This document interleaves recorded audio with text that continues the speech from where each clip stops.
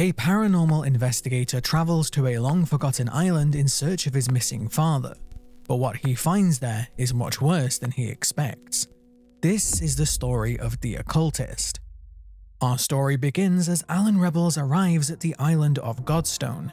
This is a mysterious fog-shrouded island off the coast of the UK. Very little is known about this place, but Alan's father had talked about Godstone as the place he was born and spent his childhood years. Almost as soon as Alan sets foot on the island, he begins to notice strange occurrences there. Ghostly figures beckon him forward, echoes of children lost to time long ago, and a mysterious wealthy man who seems to be at the center of it all. Alan is led by a shadowy figure to a nearby farmhouse. Here he uses his pendulum, an occult artifact passed down to him, to investigate. The pendulum reveals hidden objects and fragments of the past, leading Alan to uncover that the house is haunted. He follows the trail and discovers that the ghost of a woman is trapped in the basement. From his knowledge of the paranormal, Alan knows that the only way to gain entry to this place is to learn the name of the ghost that inhabits it. After investigating the house a second time, Alan learns that the ghost is a woman named Telsa. She had lived here with her husband Joseph and their 2 children Whitney and Tommy. Whitney suffered from an incurable disease, leaving her wheelchair-bound and slowly dying. This is precisely what brought her family to the island. Her father, desperate for a cure and after being let down by doctor after doctor, brought his family to Godstone. He had heard that there were people here who had ancient knowledge beyond that of any doctor, and he hoped that he would finally be able to find a cure. But the more that Alan learned, the more that this mystery grew. After naming the ghost, Alan finds her body locked in the basement. He then lights a candle for the deceased. Telsa's spirit is freed and heads out of the house. Here, Alan meets a strange white raven that guides him towards a nearby barn. But before he can reach it, Alan is pursued by the ghost of Telsa, who has become agitated and desperately calls out for Alan to help her daughter. Fleeing from the enraged spirit, Alan finds the body of Joseph in the barn. It's revealed that he was the one who locked his wife away so that he could take Whitney to the local hospital for treatment. The two had clearly argued about whether the treatment was right for her. Whatever treatment the doctors tried clearly failed though, as Joseph had left a note stating that he lost his entire family, including both of his children Whitney and Tommy. He was so desperate to save his daughter that he lost everyone dear to him. Alan learns that Whitney was being treated by a Dr. Saunders, and so, to find out more, he headed into the village towards the hospital. Alan finds Godstone Village equally as abandoned. All around the town are corpses of humans and animals. Some of them are laid out with occultist symbols, clear evidence of sacrifices. Strangely, the village also had an unusual number of missing posters, all of them children and young people. Alan finds a newspaper article that revealed a man named Lord John Redler had conducted a controversial experiment where he managed to briefly resurrect a dog. This research was likely the reason why Joseph had brought his family to the island. But this wasn't the only unusual thing Alan found here. He also discovered that occultist books were being distributed around the town, likely connected to the symbols he had seen earlier. Pushing forward, Alan finally arrives at the hospital that Whitney had been taken to. Once again, being guided by the White Raven, Alan discovers that nothing but death remains here. Putting his paranormal investigator skills to the test, Alan discovers an ancient relic that empowers his pendulum. Now, Alan gains the ability to manipulate time, being able to control certain objects. Alan then meets the spirit of Dr. Saunders. Here he learns that Saunders was a physician renowned for his work on preserving the deceased using a secret formula that he developed. The doctor reveals that he attempted to use this formula to save Whitney, trapping her in a state between life and death. He also tells Alan that he was the one who suggested Whitney be used in some sort of ritual. Confused, Alan asks if Saunders has seen his father Gabriel. Saunders recognizes the name and explains that his return to the island could help put things right. Now tasked with recreating the formula for Saunders, Alan explores the rest of the hospital, avoiding Whitney, who seems to want to make Alan her latest playmate. Here he learns that Whitney knew his father Gabriel and the two were friends when they were children. He also uncovers several strange incidences involving children of the island. One child was assaulted by another one named Rowan, a violent boy who lived at the local orphanage. One boy named Cole was brought to the island from Africa suffering with severe malnutrition. And finally, one girl named Orna was suffering from severe pain in her ribcage. After successfully recreating the formula, the spirit of Saunders manifests once again, this time telling Alan that the ritual is the key to solving the mystery and that there is a great book that details everything. He also tells Alan to take Whitney's nails and expresses regret in involving Whitney in the ritual in the first place. Alan finds the nails in Saunders' car, but no sooner than he collects them, Whitney begins to chase him. Fleeing in the vehicle, Alan doesn't get very far before he is stopped in his tracks by a hideous mutated monster. After being dragged from the car and knocked unconscious, Alan wakes up in the basement of Godstone's orphanage. Once again, aside from the monster, there are no signs of life, but there are dangerous animatronic dolls roaming the halls. Alan's investigation once again leads to the spirit of a man lost long ago. This man also recognizes the name Gabriel, but he seems to think that Gabriel is still a boy. The spirit tells Alan that he must recover the monster's heart and that a woman named Amelia and a man named the Captain are to blame for the deaths that occurred here. After more investigation, Alan finds a quill made from bone that gives his pendulum the ability to control ravens. This artifact is found next to the remains of Amelia. Amelia is revealed to be Lord John Redler's sister, and she took over the orphanage after the previous matron died. But to make things even more odd, Alan finds evidence that the island's mysterious cult was tied to this place as well. If that wasn't bad enough, many of the names of the children who lived here matched with the names of the missing posters Alan found in the village. Inside the orphanage, Alan finds several rooms for children who had formed a friend group. He finds Cole's room where he learns Cole was a fan of the nearby circus. He finds Orna's room alongside evidence of his father Gabriel, but he also finds Rowan's room. This was the boy who put another child in the hospital, and here Alan learns the reason for his violent tendencies. Rowan had been conscripted into the Navy and taught to fight at a young age. This, combined with his own inner demons, led Rowan to developing intense feelings of anger and hatred towards his captain. This angry boy had grown up into the monster Alan had met earlier, and the explosive dolls roaming around the orphanage were his twisted creations. After solving the many puzzles of the orphanage, Alan leaves and heads towards the circus.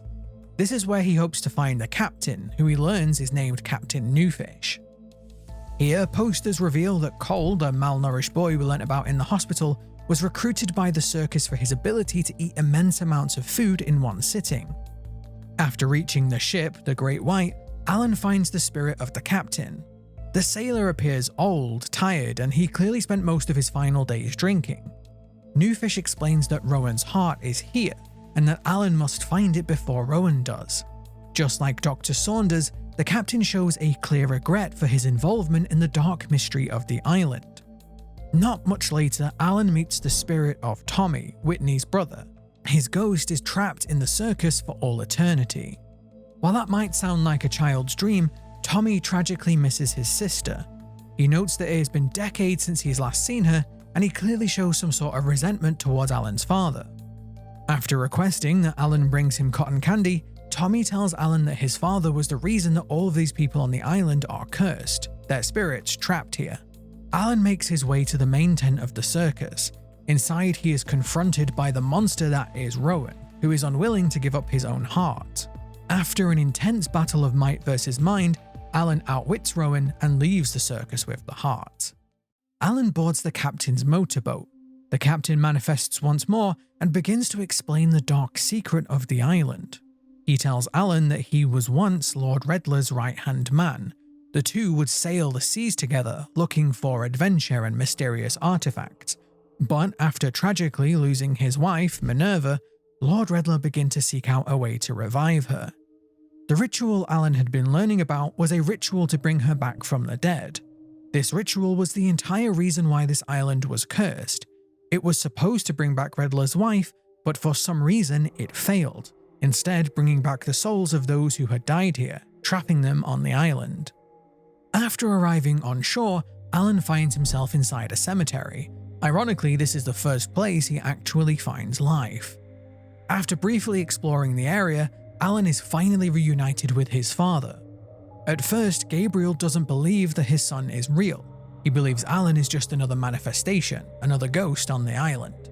Once Alan reassures him that he isn't a figment of his imagination, Gabriel begins to explain that he returned to the island to face his own guilt.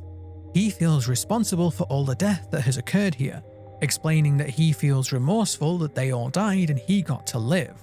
Gabriel begins to explain that the children Alan had run into were not the true monsters, but the people in charge were. While explaining this, Gabriel's skin begins to corrupt and glow. Becoming desperate, Gabriel tells Alan that he needs to end the ritual, and to do that he must head to the mansion. As the corruption continues to spread, a mysterious shadowy figure bathed in a green light emerges from a nearby mausoleum.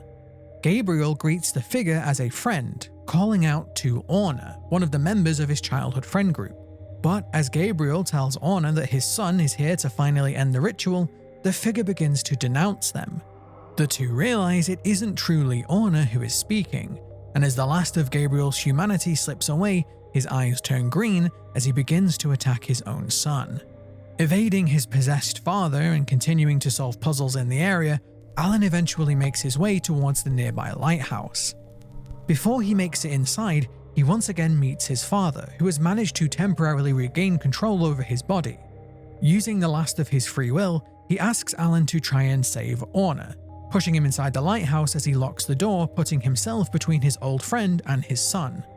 While at the lighthouse, Alan once again finds a powerful artifact. This one is an ornate pipe, which, when played, gives Alan the ability to control rats. This implies that the story of the Pied Piper of Hamelin was real, and Alan now controls that very same power. Using this new power to ascend to the top of the lighthouse, Alan finds the key he needs to unlock the way to the mansion. But before he can celebrate, to his horror, he is confronted with the spirit of his father. Realizing that his father died to save him, Alan vows to continue his father's mission to end the ritual. But before he can head to the mansion, Gabriel finally reveals why Orna was so hostile to them. Orna had lived with a terrible secret.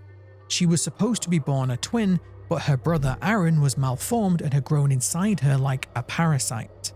Since the island had been cursed by Lord Redler's ritual, bringing back the spirits of the dead and binding them here, Aaron's spirit had been brought back too, and he was now possessing the body of his sister. In a tragic twist of fate, Aaron, who had never had a chance to live, was finally given that opportunity. But that put him directly against Gabriel and now Alan, who wanted to put these spirits to rest. Gabriel tells Alan to find the Codex Lumina, the book that Dr. Saunders and Captain Newfish had told him about. This tome would be key to ending the ritual, as it was the one that taught Lord Redler about the rites in the first place. Saying his final farewells to his father, who gives him a keepsake from Orna, Alan lays his body to rest as he sets off for Redler Manor. The mansion, as Alan finds it, is incredibly grand, full of ornate sculptures and expensive treasures, a stark contrast to the humble village that lay beneath it. While exploring the area, Alan runs into the ghost of Amelia, Lord Redler's sister. She clearly shows remorse for the part that she played in this mystery. Using knowledge he pieced together from articles around the island and information he gained inside the mansion, Alan learns that the ritual needed 5 children. Each child was supposed to represent a different aspect. The first sacrifice, Whitney, represented disease. The second sacrifice, Rowan, represented war. The third, Cole, represented hunger or famine. The fourth, Orna, represented death. And finally, the fifth sacrifice was supposed to be a member of the same bloodline. Inside the mansion, Alan finds the bedroom of Lord Redler's son. It's revealed that Minerva died in childbirth, something that caused a rift between the boy and his father. Redler initially employed Dr. Saunders to preserve his deceased wife. Then he began to search for powerful artifacts to revive her. After finding the Codex Lumina and learning of the ritual, he began by sacrificing animals to bring her back. When that didn't work, he started sacrificing the homeless, those that wouldn't be missed. When that also didn't work, he began sacrificing the children. Each time the ritual failed, Redler would try again. Slowly deciphering the codex, he sacrificed more and more children around the island. He installed his sister Amelia in the orphanage so that they could find more children for these sacrifices, and when those ran out, he ordered his friend and captain to sail to find more. The captain offered orphan children a sanctuary, only to deliver them to a cult that now ran the island. When Redler realized that the fifth sacrifice needed to be a member of the same bloodline, he chose his own son and his 4 friends to be the final sacrifices. Amelia, finally taking accountability for turning a blind eye to her brother and not wanting to lose her nephew, conspired with the captain to take Redler's son away from the island. She had been secretly hiding some of the children away from her brother, including the young Tommy. As Redler's son had been taken away, Tommy was put in his place. This is what caused the ritual to fail. Redler's son had been saved, and to turn his back on his despicable father, he changed his last name to Rebels. This meant that Alan's father, Gabriel, was Lord Redler's son. This also meant that Gabriel's mother, Minerva, was Alan's grandmother. She was the original owner of the pendulum, and this artifact was passed down from her to Gabriel before it was passed on to Alan. It was Minerva's spirit that manifested in the White Raven that had been guiding Alan all of this time. In an ironic twist of fate, Gabriel leaving the island was what caused Lord Redler to continue these sacrifices all these years later. With almost all the materials needed to complete the ritual, Alan now had one final obstacle: Cole. Just like the other children, Cole was trapped somewhere between life and death. Unable to die like the others, Cole over the decades had continued to eat, and eat, and eat. In fact, he had grown so large that he was now able to swallow Alan whole. Inside Cole's stomach, Alan finds one of Cole's teeth, and after being ejected by the creature, Alan finally enters the temple. Here Alan finds the remains of the ritual, undisturbed after all these years. After placing a piece of each child on the chairs, Alan begins the final ritual again. Runes on the floor start to glow, but before he can complete his task, Aaron surprises him. Refusing to let go of life, Aaron fights against Alan. Using dark powers, Aaron summons rats to attack, not knowing that Alan possesses the pipe to control them. Using all of the pendulum's powers, Alan defeats Aaron and is about to complete the ritual when Aaron summons a spear, impaling Alan against the wall. As he is pinned, slowly bleeding to death, his grandmother Minerva manifests as a raven in front of him, telling him to use the pendulum to connect himself to the ritual, ending it once and for all. Alan then dies from his wounds. He fulfills the requirements of the ritual as he too shares Minerva's blood, and by dying, he was the final sacrifice. The two then meet at the gates of death. Alan is dying as Minerva is being resurrected as promised. Minerva is depicted as an angel. She remained pure as her death was natural. She explains to Alan that she could never accept a second chance at life because of the great cost to others. Using the ritual's power, she gives Alan one last gift. She gives him her second chance at life, allowing him to return in her place. Alan awakes to find that a calm has arrived on the island at last. Now that the ritual has been completed, the spirits of the dead are finally laid to rest. Alan's family curse has been lifted, and he is free to leave the island for good. This story is one of cycles of grief. John Redler, unable to accept the loss of his wife, caused far more grief in his quest to bring her back. Not only did he alienate his remaining family, but he caused the entire island to suffer because of it. Ironically, Gabriel fleeing from his father's mistakes, saving himself, only caused more suffering too. But it was that choice that also created his son, who eventually set things right. Aaron, whose spirit possessed his sister, also could not accept death, a decision that also led to more death. In the end, it took a man who was willing to die himself to put an end to the horrors of Godstone Island. So there you have it, the story of the Occultist. I hope you did enjoy this telling of it. If you did, please leave the video a like and subscribe if you want more horror game lore videos like this one. Thank you very much for watching, and I will see you next time.